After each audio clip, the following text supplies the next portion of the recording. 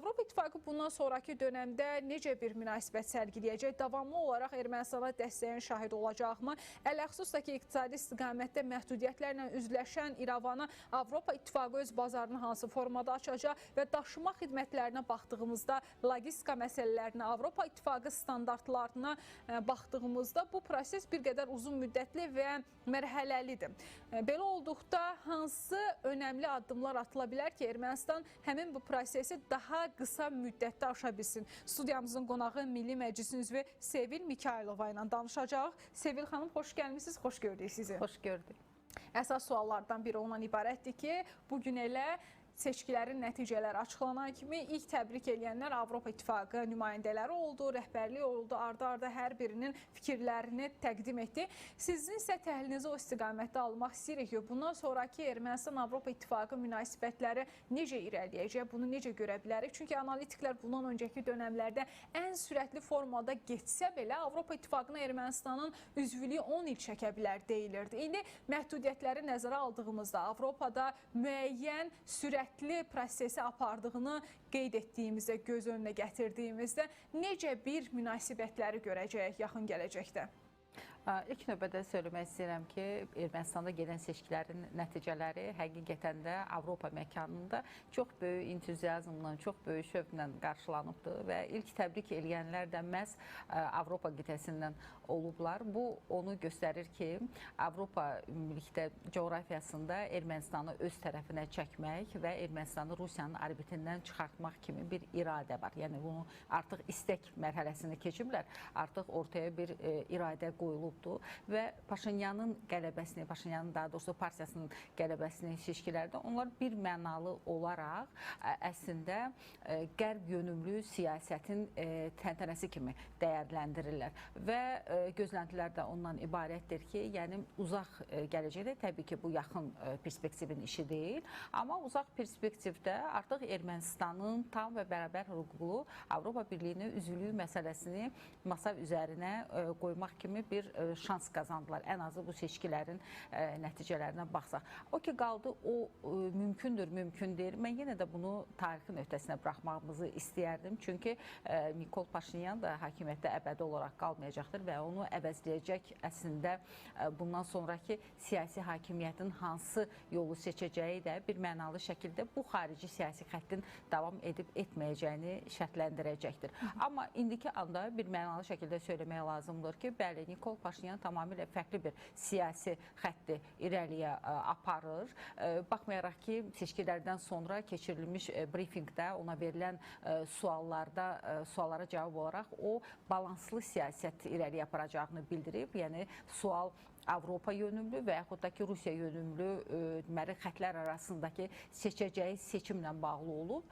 Amma o isə yəni, buna bir mənalı cavab verməyib və söyləyib ki, balanslı siyasət Ermənistanın maraqlarını əsas olaraq nəzərə alacaqlar və bunu gələcək göstərəcəkdir. Amma bundan əvvəl də yəni, biz baxsaq onun bəyanatlarında Avropa Birliyinə üzvlüyünün yaxın perspektiv olmadığını, yəni sırf prosedurlar baxımından o da qeyd eləmişdi. Və burada ayrı faktorlar var ki, bəli, onları da bir nəzərə alsaq, onda söyləyə bilərik ki, bu vaxt aparan bir, belə deyək ki, siyasət olacaqdır və bu siyasəti uğurla irəliyə aparmağın özünün də müəyyən, belə deyək, enişli çıxışlı yolları var. Çünki Gürcüstan da bundan əvvəl bildiyiniz kimi Avropaya inteqrasiya yolunu tutmuşdu və hətta onu konstitusiyalarında da onlar təsbit etmişdilər. Amma sonradan nəysə səngimələr yarandı və bu yolda arzuladıkları kimi ən azı uğur qazana bilmədilər. Amma Ermənistanla bağlı məsələdə xüsusi olaraq qeyd etmək istəyirik ki, bəli, Avropa Birliyi tərəfindən Ermənistana nəinki mənəvi dəstək, maddi dəstək də çox güclü şəkildə göstərilir və Paşinyanın partiyasının qələbəsinin məhvərində də məhz bu dəstəyin dayandığını söyləmək mümkündür. Çünki ilk növbədə xatirinizdədirsə, bəzi təbliğat məsələlərində Avropa Birliyi tərəfindən açıq şəkildə Ermənistana dəstək ifadə olunmuşdu və mümkün ola biləcək hibrid hücumların qarşısının alınması ilə bağlı belə Ermənistana 210 milyon avroluq paket təqdim olunmuşdu və sonralar bunlar müxtəlif çeşidli şəkildə Ermənistana təqdim olundu. Amma əsas məsələ Ermənistanda hakim partiyanın təbliğatını gücləndirmək, Rusiya yönümlü qüvvələri neytrallaşdırmaq, yəni ictimai düşüncədə və ümumilikdə insanların seçimində bu və ya digər şəkildə maneələr yarada biləcək məqamları tam şəkildə aradan götürməkdir. Buna tam nail oldular, olmadılar. İndi bu məsələnin ayrı bir tərəfidir. Yəni yəqin ki, hədəflər var idi və hədəflərə çatmaq üçün müəyyən standartlar da müəyyənləşdirmişlər. Amma bu halda söyləmək lazımdır ki, Ermənistanın ictimai rəyində belə görünür ki, qərb yönümlü siyasət yüksək dəyərləndirilir və onlar müstəqil Ermənistan, yəni Paşinyanın əsas tezisi bundan ibarətdir. Müstəqil Ermənistanın bərqərar olmasına səs verdilər. Zelenskinin də bir açıqlaması oldu ki, Avropa İttifaqının Ermənistana real dəstək verməsinin vaxtıdır. Seçki kampaniyası dönəmində Paşinyana verilən dəstəklə bağlı məqamları vurğuladınız. Bundan sonraki zaman dilimində biz bu dəstəklərin artdığını və yaxud da hansı formada olduğunu görə bilərik. Əsas sual budur. Çünki kampaniya dönəmində dəstəyin verilməsi vacib idisə, sonraki proseslərdə də bu davam etməlidir. Çünki hələ də o kövrək dönəm davam edir, hələ də gərginliklər var. Təbii ki, gərginliklər var, amma mən düşünürəm ki, bundan sonraki dönəmlərdə də Avropa Birliyinin dəstəyi davam edəcəkdir. Və bu, söylədiyimiz kimi, təkcə maddi ayrılmalardan, maliyyə ayrılmalarından söhbət getmir. Ümumilikdə Ermənistanla bağlı digər layihələrin də həyata keçirilməsi çox real görsənir. Çünki bundan əvvəl biz Birləşmiş Ştatlar və Ermənistan arasında hətta hərbi təlimlərin keçirilməsi kimi, yəni bir neçə il bundan əvvəl əgər biz buna çox skeptik yanaşa bilərdiksə, amma artıq bu reallıqdır və məsləhətləşmələr keçirilir. Yəni bu bir segment kimi əlbəttə ki, nəzərdən keçirilir və ikinci məsələ Ermənistanın hərbi bloklarda təmsilçiliyidir. Bildiyiniz kimi Ermənistan Rusiyanın de facto rəhbərlik etdiyi kollektiv təhlükəsizlik müqaviləsi təşkilatında yer alıb və Rusiya tərəfindən Ermənistana ara sıra göstərilən təzyiq bəyanatlarında əslində onun KTMT-nin üzvü olması kimi bir məsələ daha çox qabardılırdı. Amma bunun cavabını hakim partiya Alen Simonyan, parlamentin sədri, artıq seçki öncəsi öz müsahibəsində də bildirdi ki, o ümumilikdə Ermənistanı heç bir hərbi blokda görmür. Bu çox maraqlı bir bəyanatdır. Yəni bundan əvvəl onlar çıxmaq istədiklərini əgər Qarabağ müharibəsində Rusiyanın Ermənistanı dəstək verməməsi ilə, yəni belə deyək, KTMT-nin Ermənistanı dəstək verməməsi ilə əlaqələndirirlərsə, amma artıq Ermənistan indiki geosiyasi reallıqlarda Ermənistanın çətin regionda yerləşdiyini, çox mürəkkəb geotəsirlərin altında olduğunu, mürəkkəb qonşularının olduğunu əsas gətirərək Simonyan söylür ki, biz düşünürük ki, Ermənistan heç bir hərbi blokda yer almamalıdır. Belə olan halda, yəni həm Rusiyadan ayrılmaq, eyni zamanda qərbə tərəfdə getməmək. Onda Ermənistan öz təhlükəsizliyini tək təmin edəcəkmi? Təbii ki, yox. Bu real görsənmir. Belə olan halda düşünürük ki, Avropa Birliyinin özünün də Ermənistanla olan münasibətlərində bu əsas ana xətt kimi keçəcəkdir. Bəs Rusiya ilə olan münasibətlərin soyuqlaşması, yəni biz hazırki anda bunun tam şəkildə dağıdılmasından danışmırıq, soyulmasından danışırıq. Belə olan halda onda Ermənistanın hansı problemlər gözləyir? Əlbəttə ki, ilk növbədə iqtisadi problemlər və bununla bağlı da artıq Avropa Birliyində hazır ssenarinin olması, yəni B planının olmasına bağlı da ara sıra bəyanatlar səsləndirilir və düşünürük ki, iqtisadi münasibətlərin dinamik bir hala gətirilməsi, bu isə təbii ki, Azərbaycanla sülh müqaviləsinin imzalanması, eyni zamanda Türkiyə ilə münasibətlərin normallaşmasından keçir və seçkidən sonra ümumilikdə biz Avropa media vasitələrində izlədikdə görürük ki, əsas etibarilə bu məqama fokuslanırlar ki, artıq Ermənistan davamlı sülhün əldə olunması,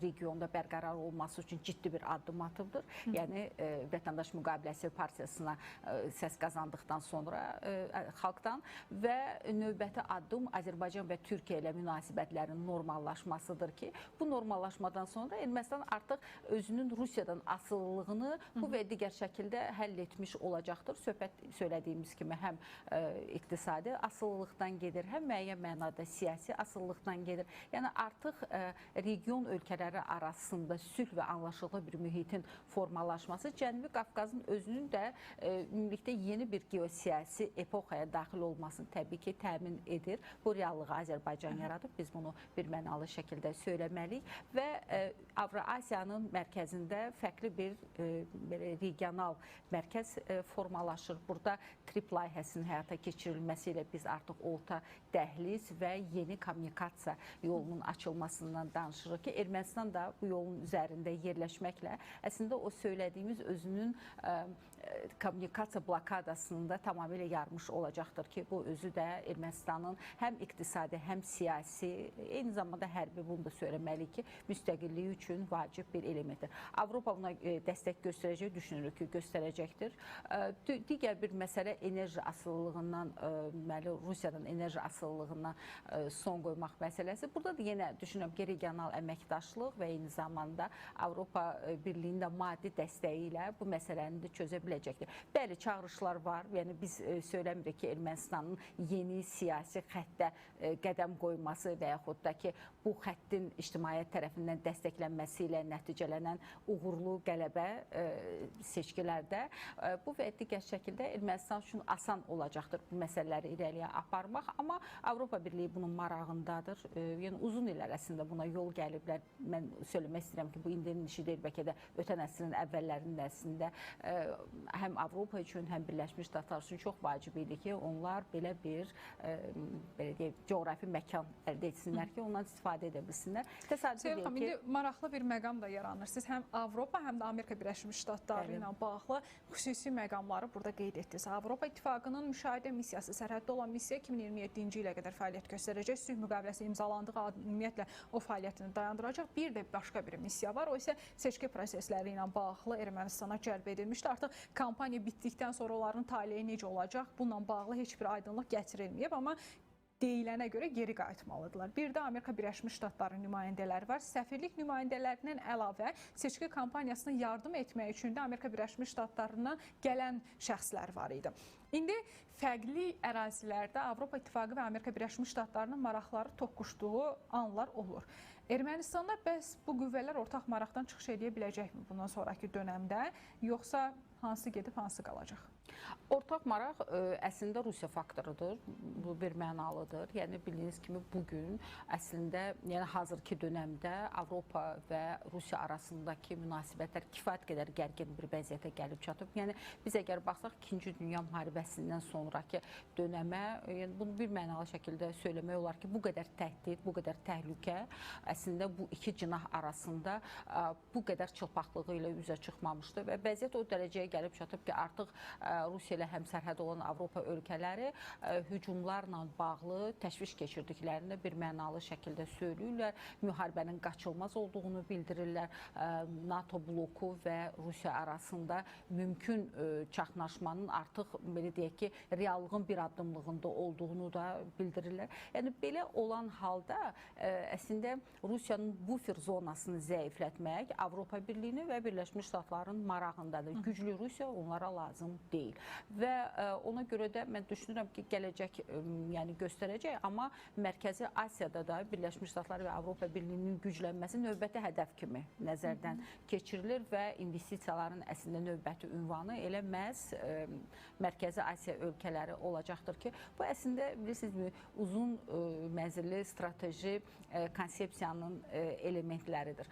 Ona görə də məhz Ermənistanda Avropanı və Birləşmiş Ştatları birləşdirən bir dəyər var. O da regionda möhkəmlənmək, bu çox vacib bir məsələdir.